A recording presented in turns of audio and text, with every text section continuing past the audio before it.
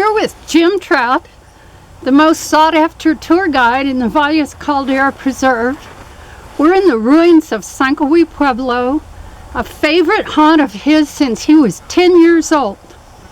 So why, Jim, did you choose this place to meet today? We're here, folks, at the Sancowe Indian dwelling. I don't want to call it a ruin because the spirits, I think, are still here. It's a very beautiful place. It's near Los Alamos, New Mexico. But we're in a location that was actually formed by a volcano that's not too far from here, the Valles Caldera.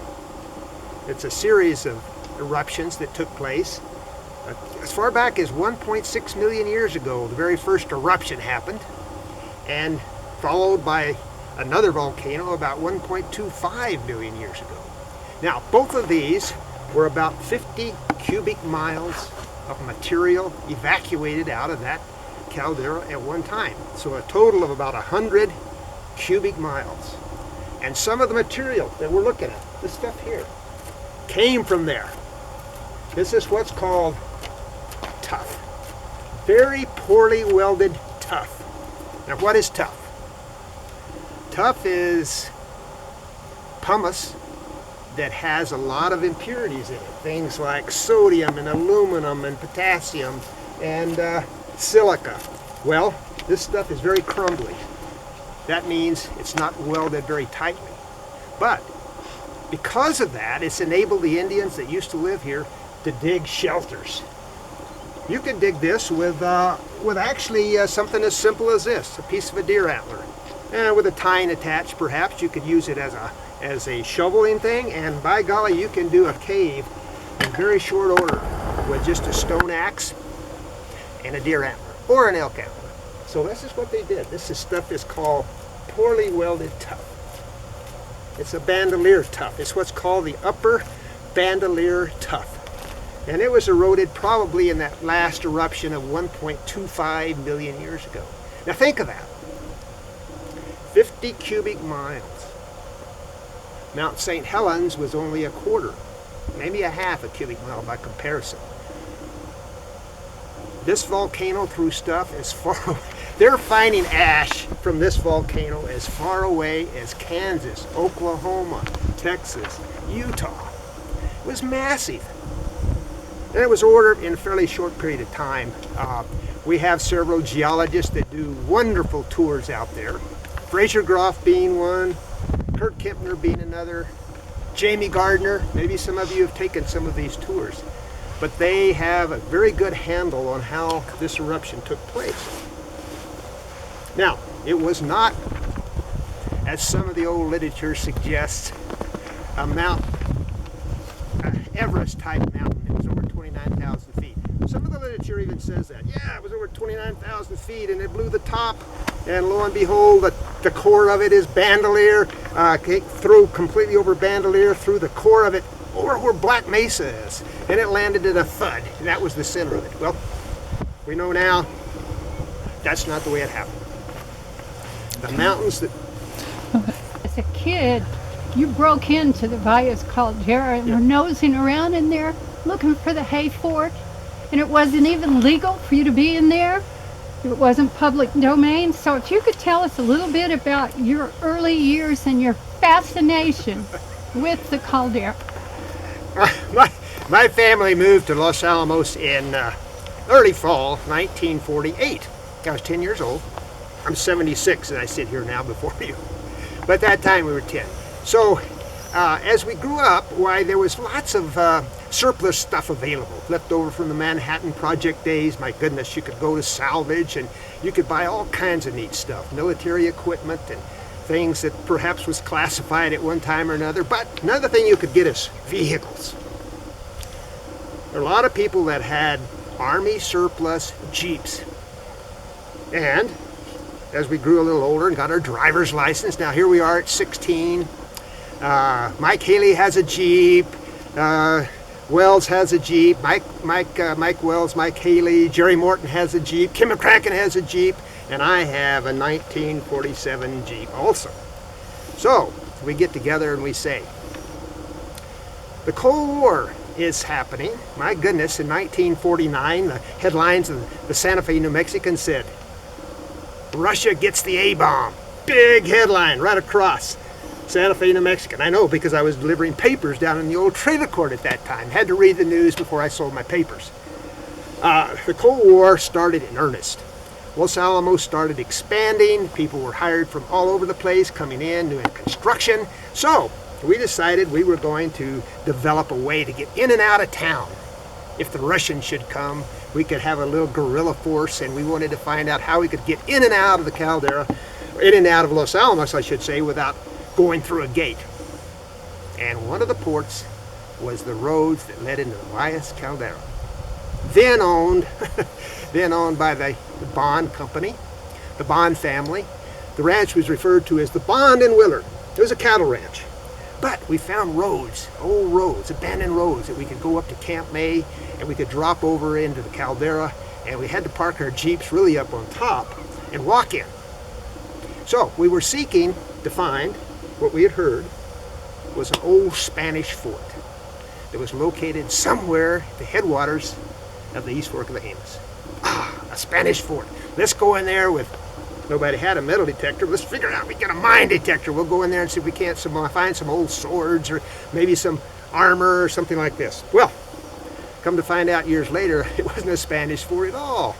It was a fort, all right, but it was built in 1863 by the U.S. Army out of Fort Marcy near Santa Fe to slow down the raids that were happening by the Navajos that were coming across those valleys and raiding into the valleys along the pueblos along the Rio Grande Valley. And it was quite an event. A lot of places they came across and raided. So we were using those old passes, the same ones the Navajos used, to sneak into the Valles Caldera.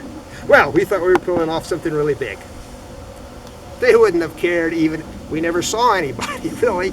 By the time we finally got to the bottom, there where the creek was, my goodness, it was late afternoon and time to turn around and get back home before our parents called the police that we were missing somewhere in the Jemez. So these were very scary years from 49 through actually up around 1957, when we thought the threat was finally over and they opened up the gates to Los Alamos. You could go in, and the headline said, "Secret City now open."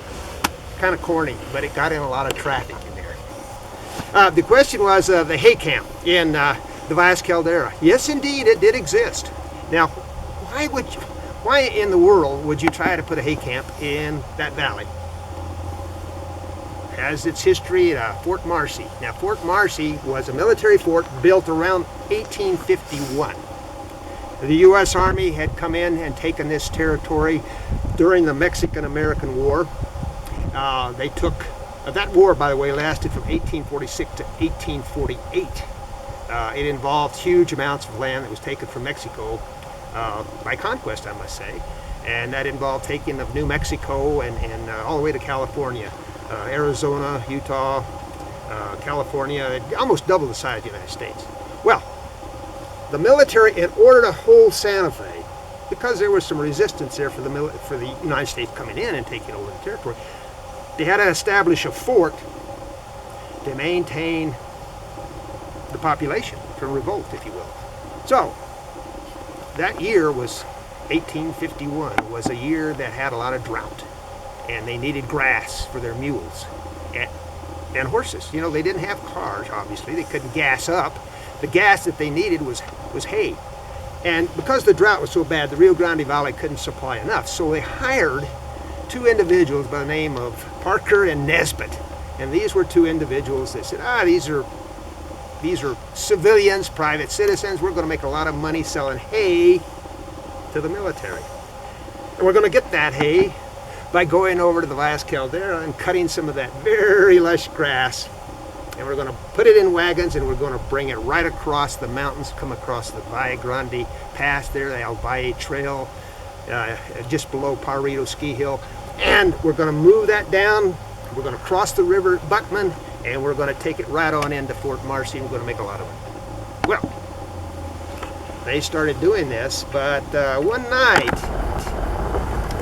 their stockade was raided by, they think, about 25 or 30 Navajo. Nesbitt claimed it was about 250, but in reality, they found out later, it was probably no more than 30, maybe 40. And they raided this hay camp. They ran off a few mules, a few horses. Now, so Mr. Nesbitt and Mr. Parker go into the quartermaster at Fort Marcy some days later and say, oh, by the way, you know, we've lost, my goodness, it must have been at least 100, maybe more, horses and the mules. We can't operate without the mules, so we'd kind of like the U.S. government to reimburse us. Well, come to find out, they had only lost maybe 50. And some of the Jemez Indian folks were, Jemez Pueblo people, were in the area, and they had actually ambushed this very Navajo raiding group that was leaving the hay camp, and were able to retrieve somewhere around 5 or 6 of the mules. So they had an eyewitness to view of the thing. They said, you know, there weren't several hundred in Navajo. There was only maybe 30 or 40, and turns out the quartermaster at Fort Marcy was kind of in cahoots with these 2 civilian contractors. And they were going to reimburse them for all these horses and mules they supposedly lost to the Navajo. The question about how did the Caldera come into private ownership in the first place? Well, it was owned by the Baca family. Now the Bacas got this ranch, 100,000 acres, actually in trade for some land that they had owned up in Las Vegas, New Mexico. Now, they had, and had been granted by the Mexican government right around 1822, they had been given a land grant of 500,000 acres up near Las Vegas, New Mexico. Well, they were going to raise sheep up there, and that was the big thing here.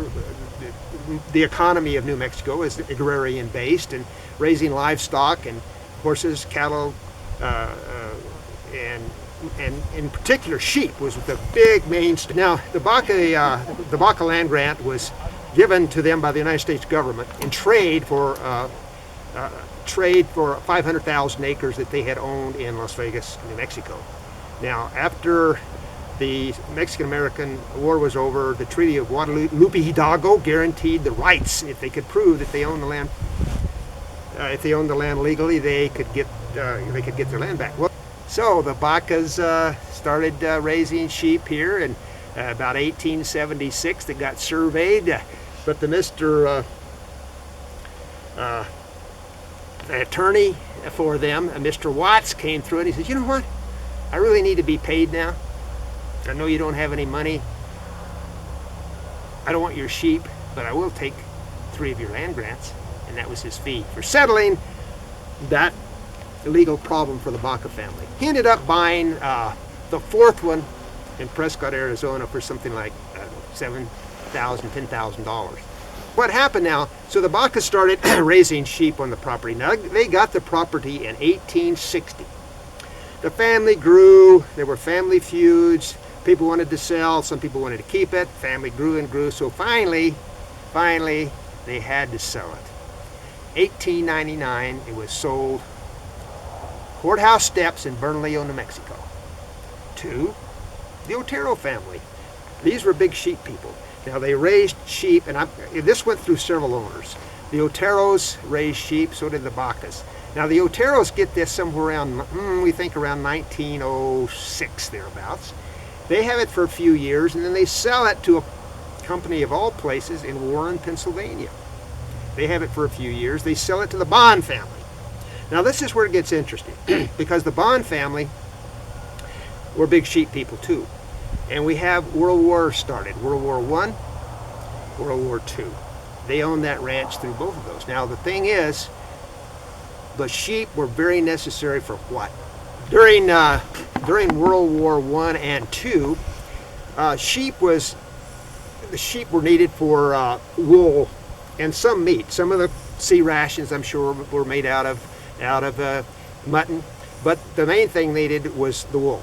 The wool to make uniforms and things like caps and jackets and socks, and nearly everything except underwear was made out of wool. And I got to tell you, it was pretty scratchy because I had one of those uniforms.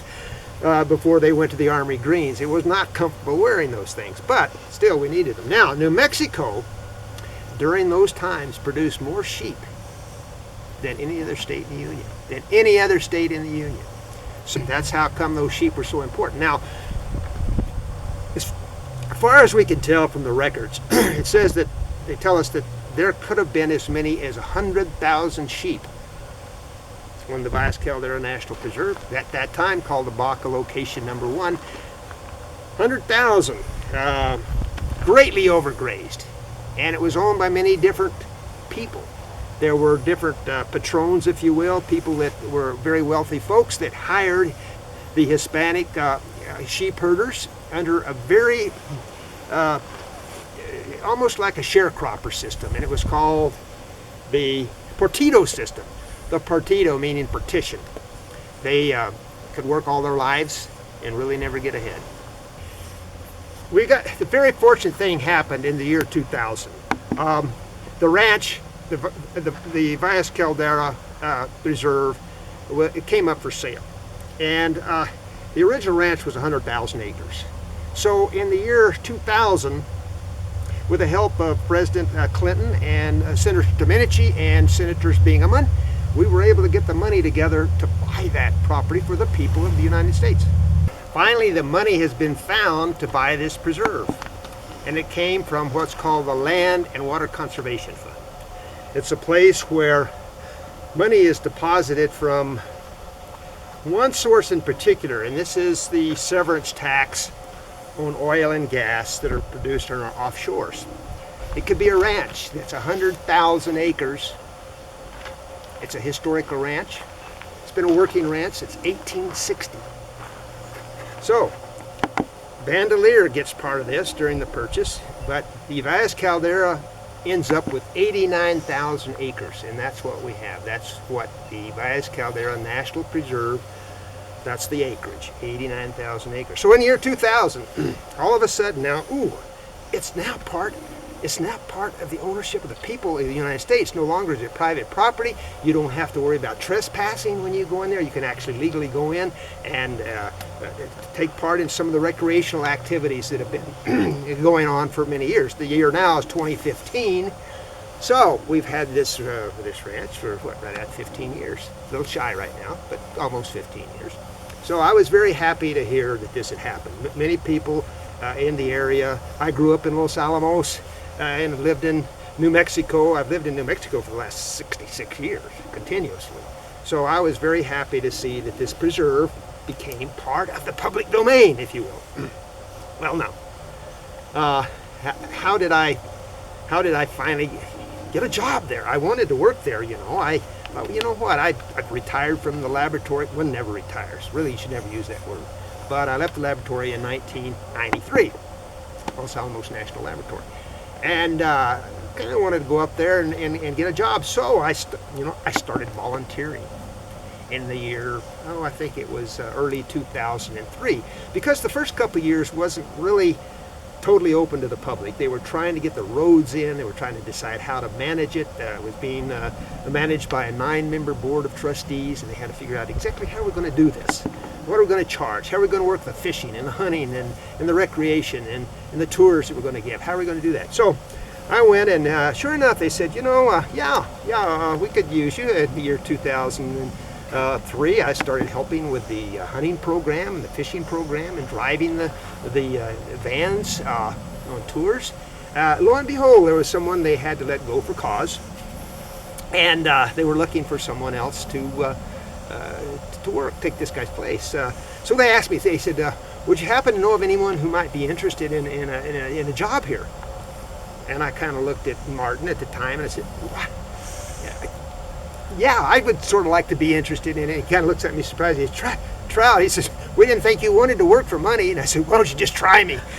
So I was able to get a job working at the Caldera as a seasonal person, and I have remained that. I'm not a full-time employee, but we're under the auspices of the U.S. Forest Service, but we're not really managed by the Santa Fe National Forest. We're managed. We became part of the National Park Service just this month, actually, and in 2015. We are now under the Department of Interior. Places like this are extremely important to preserve. To preserve the wildlife, the waters, the land, the minerals.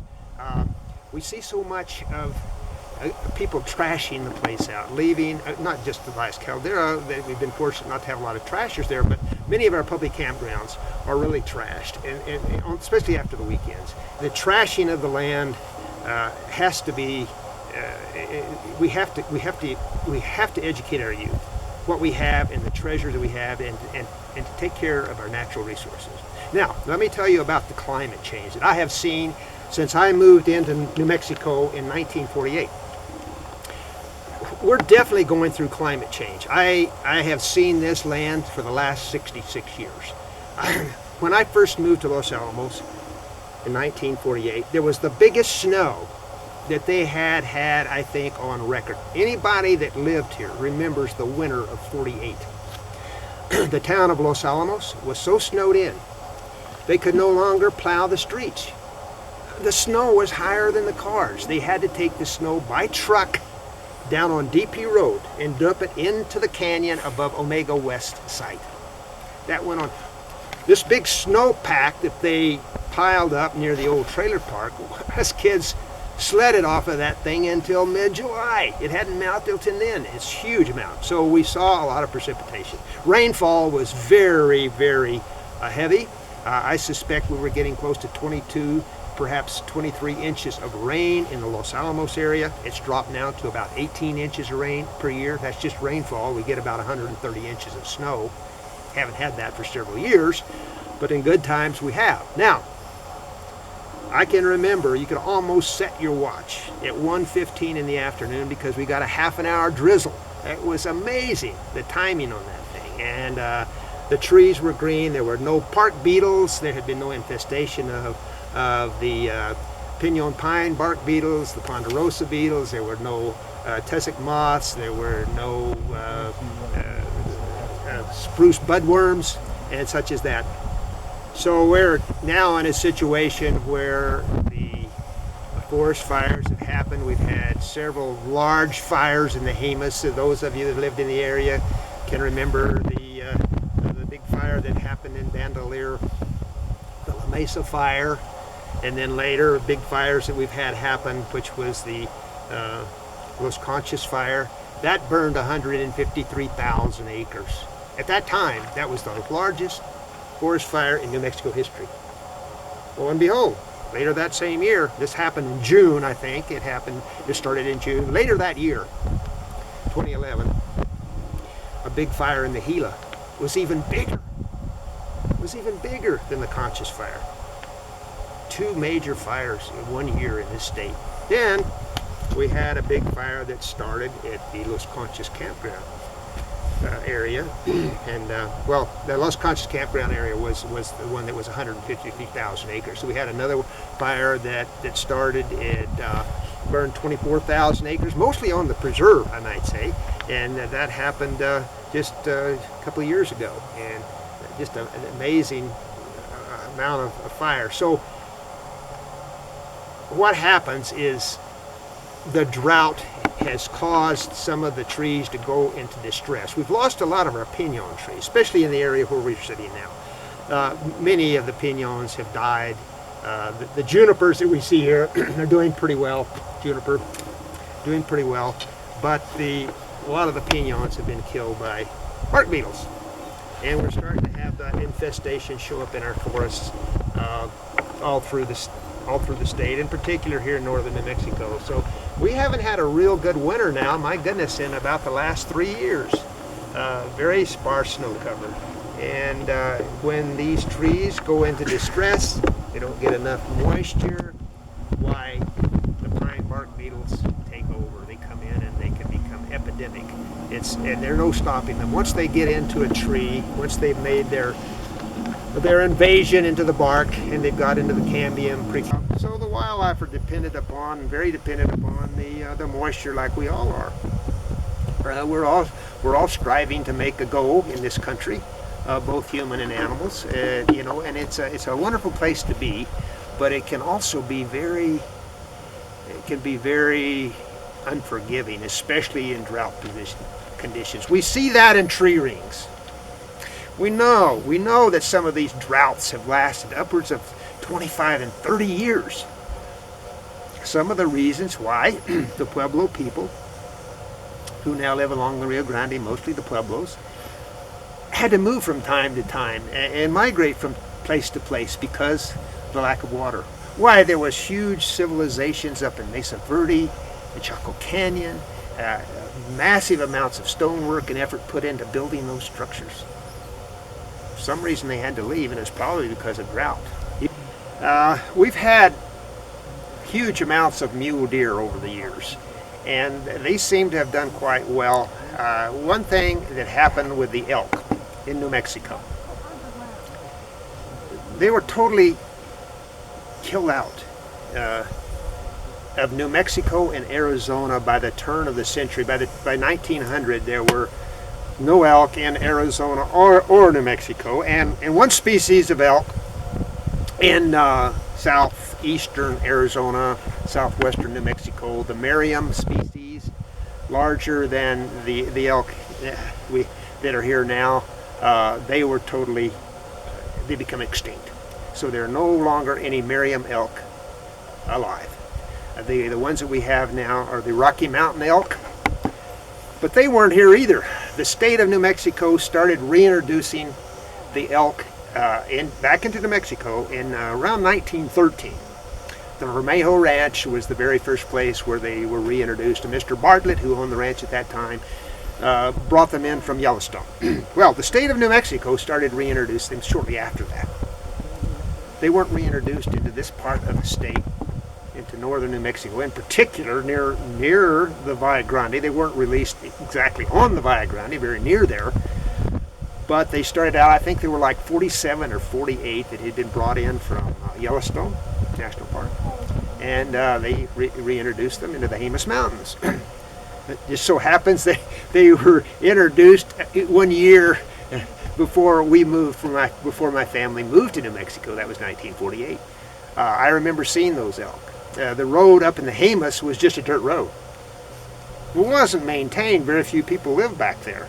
And the road itself was closed really about 3 or 4 months of the year because there was no reason for them to plow it. So these elk continued to be reintroduced from time to time. And I think the last reintroduction by the state of New Mexico, Game and Fish Department of the state of New Mexico, was I think around 1957 or 58.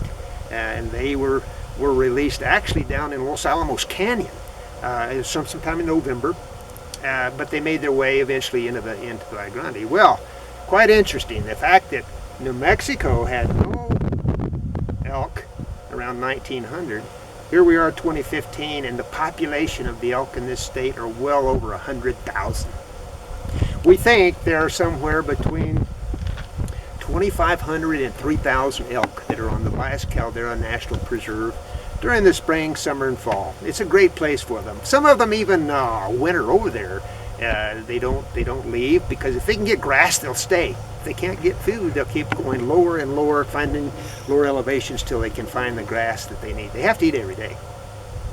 Humans, by the way, have been coming into this area for well over 15,000 years.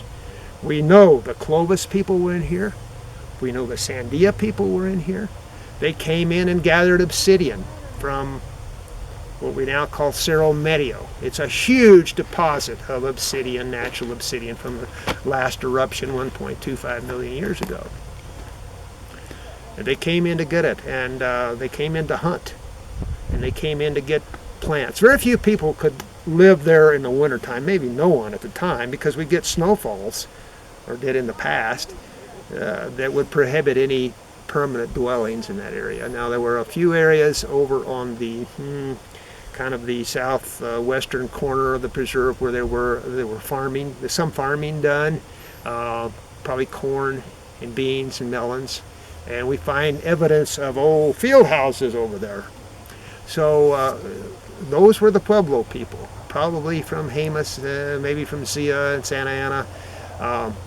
However, we have not found any permanent sites where there had been a Folsom person or a Clovis person found. We found their points, not on the preserve yet, but we have found them in and around the preserve. There have been several beautiful Clovis points found near Tea Kettle Rock, near Cuba. We think perhaps these people probably came in here from the Mesa Verde or perhaps even Chaco Canyon. The migration took place probably because of the drought.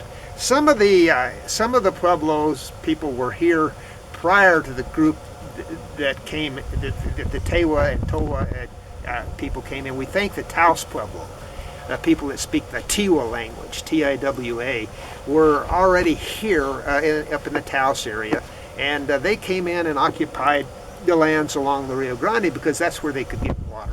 And they needed water to raise their crops. They grew melons, and they grew beans, and they grew corn. They did not have chili yet because that was brought in by the Spanish later. But they did have a lot of crops that they could go and supplement their diet of hunting deer and elk. I had a group of friends that used to like to hike, and we would have our parents drop us off right here at these ruins. Friday afternoon after school, we had everything packed and we had our food, usually 2 or 3 of us. That was the first night, Friday night, and we had built fires in those caves, and we figured out why they did not build fires in there during the daytime. And those were built, or I should say at nighttime. Those fires were built during the day to warm the caves at night, because you can't live in a cave that has a fire going inside of it because the ventilation and it was not working. They didn't have chimneys.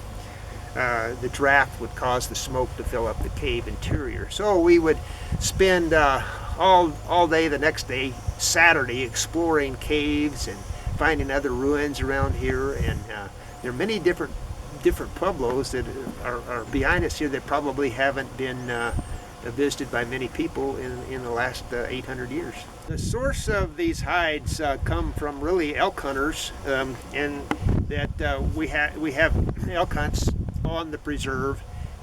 This is part of the multiple use, and a lot of times the hunters will leave the hide in the field or decide they don't want them. I ask them to go ahead and bring them in if they wish, and I'd like to experiment with how do you tan them with brains. You know, you've always heard, oh my goodness, you can tan a hide with the brains of an animal, and the brains for one animal is enough to tan the entire hide. Well, that's true with small things like squirrels and small deer and such, but it's really not true with larger animals like large deer and elk and moose. We don't have moose, but I'm just throwing that in. It's the same situation. And buffalo. You have to have the brains from several animals, 2 or 3, and you take the brains out of the skull. It sounds kind of gross, but this is what our ancestors have done for thousands of years. And you take the brains out, and they're squished up and made into a syrup, a solution, if you will, kind of almost a soup. I don't cook them. I just add a little bit of water and just keep working them. So this becomes a paste, if you will, kind of a slurry paste.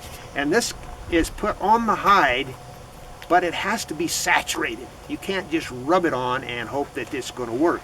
You have to really soak the hide, and I soak them sometimes 2-3 days in this brain solution, and it has to go completely through the hide. I'm working on a piece now that I had soaked in brain some time back, and I'm starting to do what's thing called I'm stretching it and I'm breaking the hide. If you'll notice, as I break it, it becomes kind of white.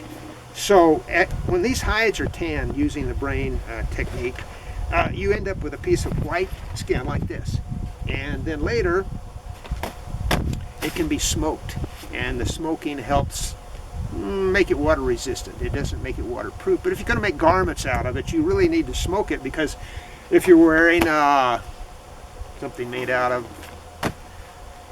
brain tan hide and you get in a rainstorm and your garments get wet, you got to stop and make sure you get them dried and do what I'm doing right now, stretching it out, because if you don't and leave them overnight, they'll be stiff as a board.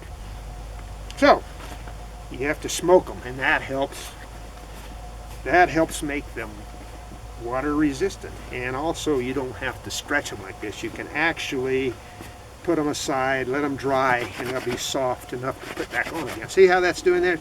Turns out kind of white. Well, this has to, it's very time consuming, and actually hard. It's hard on the wrist. Carpal tunnel, you're going to get that if you do it by hand like I do it. Now sometimes they actually put these on a frame, and you can use a paddle to push in towards the hide and stretch it. I like to do it really by hand, and I use my knee like this to stretch it over, and sometimes I'll have a stump that I'm able to put the hide over and break it. Takes a long time. Got to continue to work it until all the moisture is out. Could be hours. A lot of times when I want to quit, I wrap it up, small pieces I can get, try to keep the moisture in it, you know, and I can work it later. But you see here some of the results of my tanning. Some of the results. This is all brain tan. These happen to be elk hides. The little one there is a deer skin. But I've always been curious as to how to do it. Not many folks practice this anymore. I read a lot about it, and there was a few videos that were available, but it really didn't go into a lot of the details that I needed. So a lot of this has just been learned by doing it and comparing it with some of the other folks. But like I say, it's a labor of love, because you certainly can't make any money trying to do this by hand and making garments that are truly made by the brain tan method. It just it's just not, it's not feasible. But it's fun. It's a hobby. It can be used to make things that they would need, like rope. You can take an elk hide and cut it into strips, and I twist it and twist it, and there's a little piece of rawhide rope. These are bowstrings. They're very, very strong. People often ask me, what poundage is that? You know what? I weigh 170 pounds, and I could put this around a tree and I could hang on to it. It wouldn't break. So I have no idea what the tensile strength of this is, but it's plenty strong to work on a bow. There's two of them that you see there. They've been made in a style that I think that they probably used here. Techniques. I'm using the same kind of wood that they would have had, which is I use a lot of Rocky Mountain mahogany. I use New Mexico locust and gooseberry to make my arrows with. The arrows are made from gooseberry, Rocky Mountain mahogany, and also I'll tell you something else that works is rosewood. I'm not sure they had roses here at the time, but they may have. But these arrows that you see, we probably know that they had flutes. I haven't started making a flute yet, but I do think that they made drums. So what I have done here is taken an I make these so they look like they're 300 years old. The aspen was found dead up near Hamish Springs area. Actually, it's the Seven Springs area I found it, and the hide on it here. This is from elk that was killed by hunters in the Valles Caldera. So I have to take all the hair off and then all the flesh, and then I put it on here wet, and then I make the lacing out of wet hide, and I put this all together while it's just sopping wet, and then I let the sun dry it out, and it makes for a good drum. What happens, the sound of these drums can be changed depending on where you hit it and how thick the hide happens to be. A little different sound on either side. You can see that it's a different sound. So I was very honored that Robert Mirabal, who is an Indian chant singer and storyteller from Taos Pueblo, was here at one of our storyteller sessions 2 years ago. And he chose to use one of my drums, not this one, but one very similar to it, to do his chants with, and he played it for well over half an hour, maybe longer. Was very honored that he thought it was appropriate enough to use a drum made by a non-Indian. This is a Black Irish drum. Just say that. I make it to look like an Indian drum, but I'm not an Indian, so I can call it my family nationality, which is black Irish. At any rate, I make arrows, and I make arrowheads for the arrows out of material that I have been honored to be able to use. That I make this for demonstration only. None of it's for sale, but we have a lot of people that come and visit the preserve, and I like to sit out sometimes on the deck when I'm not giving tours and show people how these were actually made from the raw obsidian that comes from the caldera. Glass, volcanic glass. And believe it or not, this and this are almost identical chemically. Look at that. You can't take a piece of glass and do that. The way this is formed under a lot of heat and rapid cooling makes it form this beautiful obsidian piece. Where are you folks from? Yeah, we lived in White Rock. White Rock, good deal. Yeah. We haven't been up here in a little while. Yeah. So it's We're nice just day. kind of having fun this afternoon talking about how the people who lived here might have made tools and what they made them from and how they made them and how they used the hides that they received from the animals they hunted, the deer and the elk. And we think there were probably Rocky Mountain sheep here at one time. They're back again now, but they had been killed out. These are made out of obsidian. So they would get this obsidian from the Valles Caldera, Grand Valley, which is not far from here. It's a huge ring fracture volcano. There's 3 big ones in the United States, fairly young ones. There are many calderas that are far larger than the one over here, but they've been dormant for 25, 26, 27 million years. The largest caldera on the planet is in Colorado. The oldest one over there is 1.6. The newest one is 40. There's been over 25 eruptions right here in our mountains right behind us here. So it's been 40,000 years since there's been a big eruption here. So, will we have one another 10,000 years or another 50,000 years? Nobody knows. The United States, almost all of it was blanketed by a certain amount of pumice, which is white. This isn't white. This is what's called tufa. But pumice floats on water. You know, it's kind of white color, beautiful color, almost as white as that skin. Only rock that can float on water. It floats on water because there's a lot of air pockets in it. Now, New Mexico, think of this. We are the volcano state. There are very few, except Colorado may be a close second, but New Mexico has more dormant volcanoes than any other state in the Union. They're all over. They're all over. Down in the southern part of the state, in the Gila Wilderness area, there are calderas that are much larger than the one over here, Valles Caldera. It happens to be large, but it's fairly recent. Of the 3 calderas that they talk about being supervolcanoes in our country, the Valles Caldera is the oldest, but it's also the smallest. Long Valley was much larger, and certainly Yellowstone. My goodness, Yellowstone was a monster. 640 cubic miles of material. So we're protected from all of that by The crust. very good. This lady knows her stuff. The crust. Think of this. It's only on average. Now this is on average of our whole planet. 30 miles thick. The Valles Caldera. You know how far? The crust? 5 miles. 5 miles down to 1,700 degrees Fahrenheit material. A lot of hot material still down there. Potential for eruption. But don't dig your Very hole to good. China there.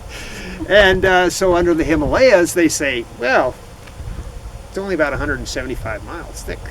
But in other areas, like under the ocean, places where there's volcanoes going off underneath there, less than a mile. Less than a mile. How is this glass formed? Very good question. Really? I'm glad you asked Melted that. or- This is what's called volcanic glass. Feel free to hold it, but just be real careful. It's very sharp along those edges. High in silica. It's about 78% silica. So silica is the most common solid element. It's very important. The most common solid element. The most common gaseous element on our planet is oxygen. but that happens to be very high in silica. So as it cools rapidly, it forms glass. And if you take sand and heat it up and you make this molten glob, it's interesting to study the environment we live in. I'm glad you have the curiosity. I'm glad you came along. Glad you're asking all these neat questions. So, is this black because of the ash? Or Another good question. Why is it black? Well, we think it's iron, because it's what's called an igneous rock. It was formed by volcanic activity. Things get caught up in it, and iron gives it that color. Now, if you were to take a real thin piece of obsidian and hold it up and look at it, only half of it's black. The rest of it's clear glass. But because this is so thick, it looks like it's all homogeneous all the way through, but it isn't. Look at the edge of it. Hold that up to the light, and you can see right on the edge there. You can see.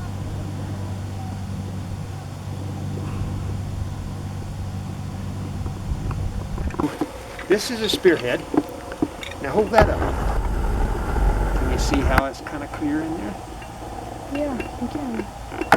This one is a little thicker, so you can't really hold because it's really too thick for you to see the clear glass. But this is what it is. So these are the kind of things that the people here would make. You see the edge right there? This is actually sharper than surgical steel. A knife blade that if you should get an operation, hopefully you never will, but if a doctor should have to operate on you, he does it with a stainless steel knife, a surgical knife. It's like 10 microns on the edge, 10 microns this way. That's the width of 10 human cells. So you'll always bear a scar with this. It's only about 2 microns. That's 2 cells thick. It rarely leaves a scar. I work with making these arrowheads and spear points, and I must say I cut myself fairly frequently. Right. And I can't show you a scar one that I have that's from an obsidian cut. It's pretty neat. One time I'm told they used this for eye surgeries. I don't think they do now because they use lasers, but it made such a fine incision that when it healed there was no scar tissue on the eyes. It had to be a very special tool that held the edge that they used, because it would be microsurgery. But it's just you would take and you start holding it against a piece of hide on your leg, and you start. I don't want to hit it here because I'll leave what's called lithic scatters. And the archaeologists don't like it when I'm around and I'm making arrowheads on an old Indian site. But this is the way you would do it. You'd hit it, and you can actually drive off flakes, and you can sharpen your tool as you go. So anyway, that's that. Here's a stone axe that's made out of a piece of obsidian, and this is a piece of oak. We have lots of Gamble's oak around, but that's since this is so fragile, I doubt very seriously they used it to do much chopping with. It was more of a offensive, defensive weapon. The kind that they used to cut down the trees were really thick axe head kinds of things, and believe it or not, you could cut down a tree with a stone axe. Didn't the Indians used to make spearheads out of bones too? Very good. They certainly did. Oh, which one was more popular? Did they like to use the obsidian or the bone more? I think probably the stone was more useful than the bone. It depends on where you were. Let's suppose you were in an area, let's say up in the Alaska area, where you couldn't find the kind of stone you needed, but you could find the bone. So you kind of have to use what works best for you. And here the stone would be a much easier thing to make a tool with. See, it's pretty sharp on the edge there, and I could actually sharpen it more by chipping away at that edge. They don't know what it is. Unknown. It's an antler, isn't it? It sure is. It's an antler. But there's several forms of it. And they have holes in them like this, and they say, what in the world could they have used those for? And the last publication I saw, they still hadn't solved it. I make them, and I use them, and I'll show you how. And I think they used them the same way. Arrow shafts. A lot of times these shafts will get warped. So what you do is you take it in there like that, and you hold it here. It's a wrench. It's a way to straighten your arrows.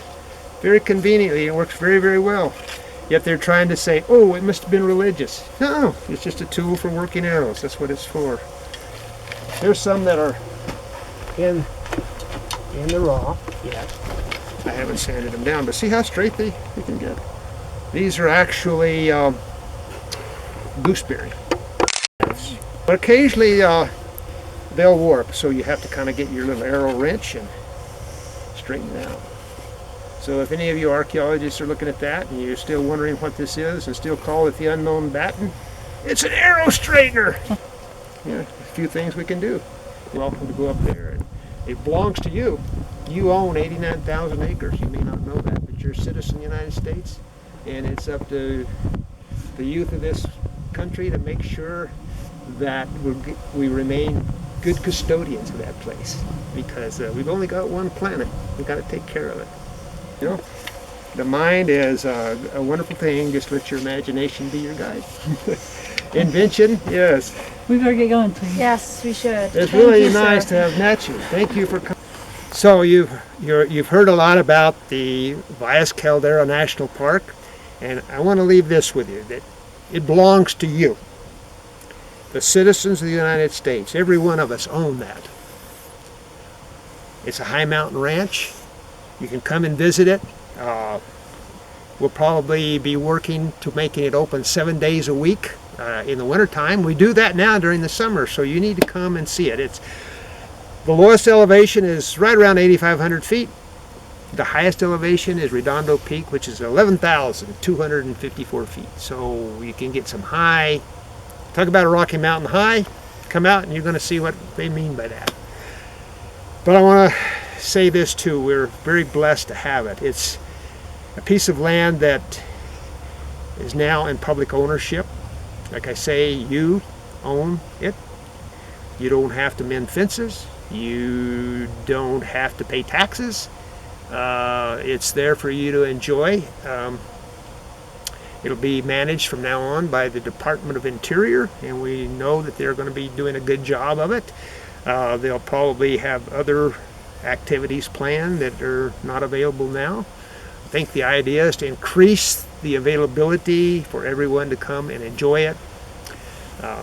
So it's a situation where we can make it a show place and train the youth to take care of the natural resources that we have on this planet.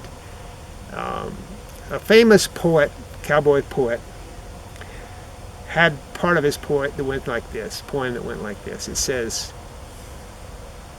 "These old mountains have too many lovers, and they can't all be true.